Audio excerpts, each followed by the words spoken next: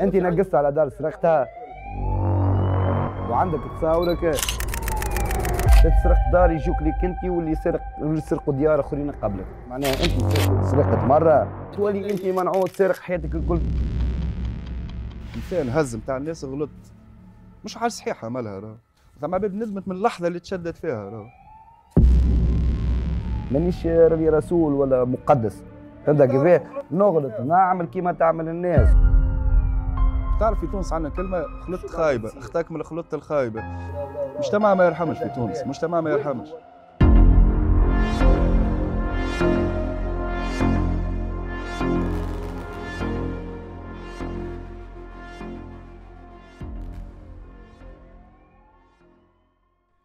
تونس حبس منه للسماء، كلنا عايشين سورسي، الزلقة بفلقة، تنجم تطيح على جونتك كيما تنجم تطيح على تشوحيرة.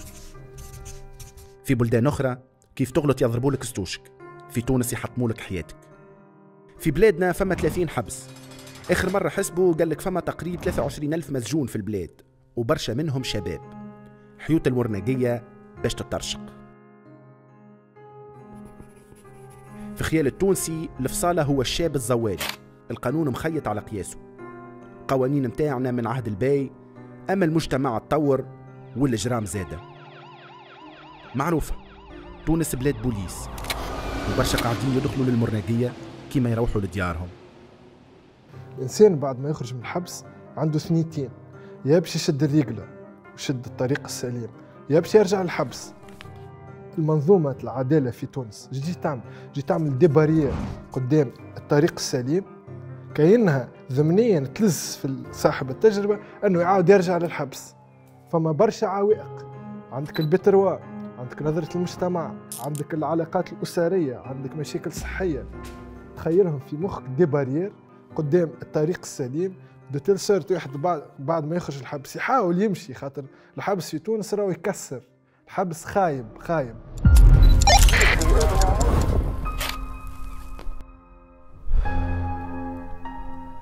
تنجم تتعرف على بنية مثلا، نقول راح تحكي معها، تقول لها اللي معدي حابس، تقول لها معدي حابس وانت عباره قلت لها انا الشيطان الرجيم، تقول لي تخم معاك بحكايات، فهمت؟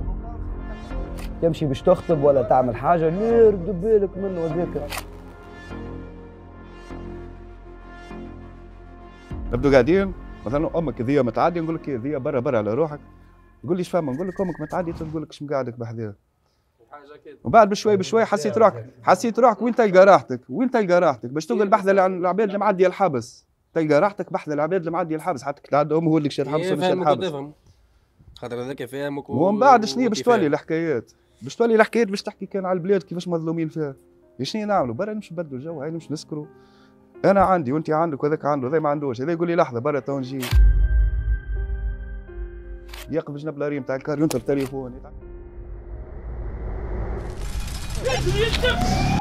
عند البياع الشراب يقول له هاو التليفون اعطيني كرتون باش يجي يقعد بحذانا، قدر لقي راحته بحذانا. المجتمع رفضه وجا بحذانا احنا، وانا المجتمع رفضني لقيت المجموعه هذيك نقعد بحذاها.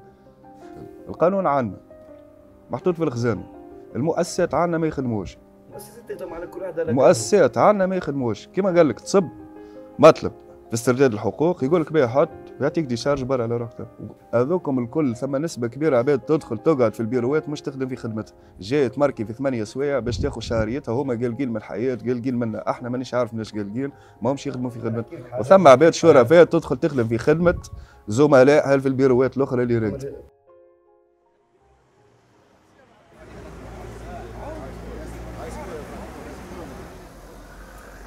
عندنا تضخم جزائي كبير. شو معنى تضخم جزائي؟ عندنا أنبولة تعاملت في وقت البي، مجموعة متاع قوانين أنبولة، من وقتها ونحن ننفخوا فيها الأنبولة، ننفخوا ونعبيوا فيها بالقوانين، شو معناها قانون؟ قانون معناها باش يحد شنو تنجم تعمل شنو ما تنجمش تعمل.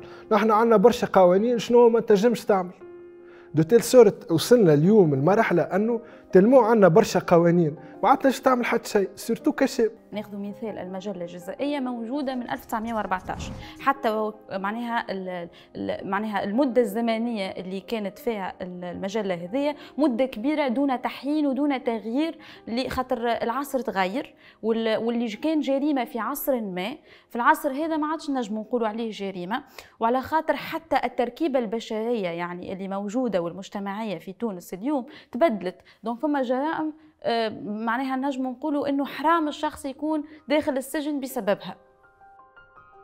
بعد ما تطيش في الحبس كيف تخرج لازم تسوي وضعيتك، لازم تنظف البيتروا، تعمل كف تفتيش، وفما حتى مشيان وجيان وصف القباضة. الحبس التونسي إدارة، وكما أي إدارة أمورها خايخة، أما أرجع غدوة متاع الداخلية مش أرجع غدوة متاع البوسطة.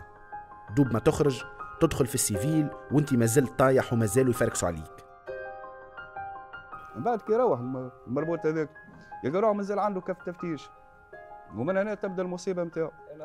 لا عاد ينجم يخدم خدمه، لا عاد ينجم يتحرك في البلاد، هذا هو باش يشدك اي فرقه مفتش عنه على ذمه الفرقه هذيك، يشدوه يوصلوا الفرقه ايش يقولوا؟ علمنا عليك النيابه صافي في وضعيته برا وحمي تبقى رشاشي. هي المشكله. اسمع هذه تبقى رشاشي شغل نفسر لك انا بطريقه كانك البرا في اي تنجم اي دوريه يشوفوك ينجم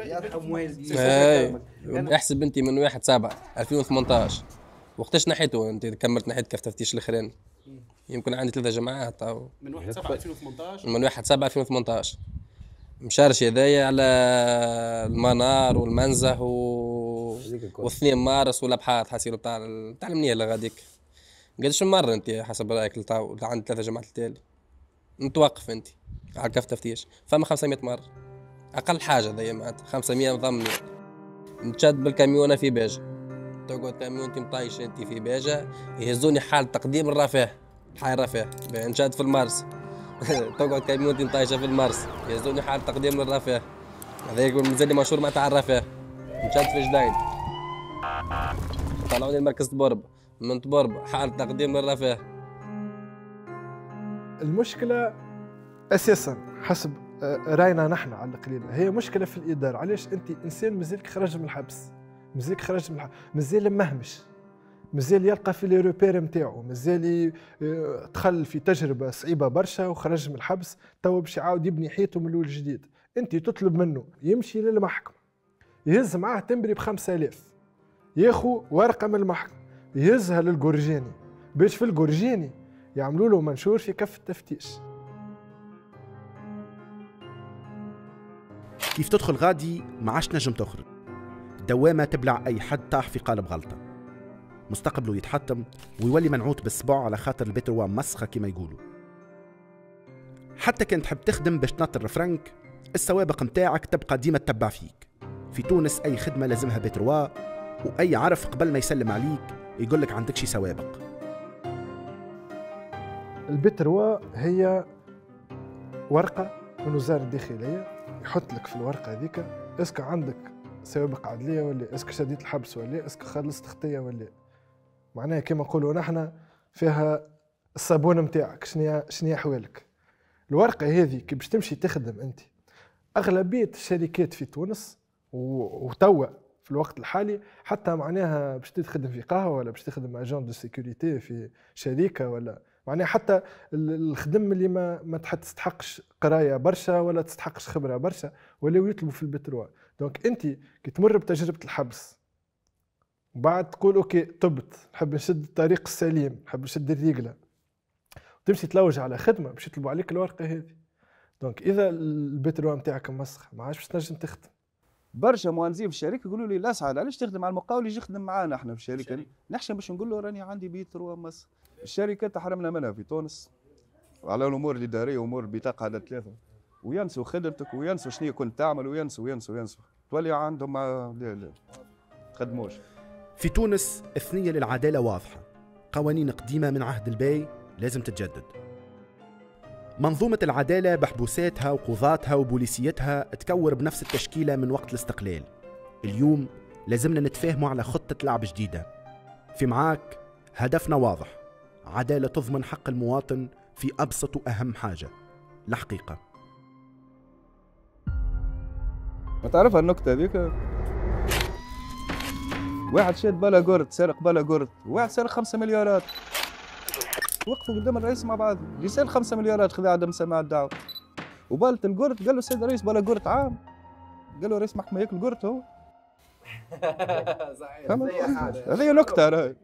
المره اللي فاتت وقفت 10 ايام، كيريت اللي ريتو ديريكت عملت حريه. هاي اما فوق الحريه وشمت مينوطه هيك، واحده محلوله واحده مسكره، معناها الحريه ناقصه. تحكيليش على الحريه، انا حريه تحكي لي عليه. ينفع هو دخل الحبس ما عادش ينجم يخرج منه، لا البلاصه ولا في المخ ولا في المجتمع. وشكون الضحيه الاولاني نتاع الحبس هذايا؟ هو الشاب. الشاب معناها نحن اليوم 94% من العباد اللي في الحبس ما كملوش التعليم الثانوي. لغة أنا قاري وضاوي معناها نسلكها سايب عليك منها صاحبي. في تونس القانون ما يفرقش، وياما شباب تحندروا. صحيح فما الجعالة والكتاف، أما كيف تطيح تتعجن من السيستم وما يسأل عليك حتى حد. المشكلة في القانون وفي العقليات، كان هذم الزوز ما يتبدلوش كينا نحفروا في البحر. احنا غايدينك الاولاد الصغار اللي باش تعدي اول ربطيه وباش يعاود يرفضوا المجتمع وباش ترفضوا الدوله وما يلقاش حق باش ينجم يرجع يخدم. احنا مشكلتنا القانون هذا نحاولوا كيفاش نشوفوا كيفاش يتفاعل، كيفاش ترجع العباد تخدم في خدمتها. تجي خويا انت ماك تخلص من خزينه الشعب، يخدم الشعب يا خويا. ديما نقول ان شاء الله تصلح. والله اقسم بالله كلمه تو انا نحكي لك في الواقع معناتها احنا تو كلمه نحب نصلح وهنا نسمعها نفشل. يا كي نسمع كلمه تحب خاطر نصلح فماش وين وذا كلمه تصلح. يا ولدي تفعلوا خير تجدوه، بحاول الله البلاد ماشي الخير والله ماشي الخير ان شاء الله والله.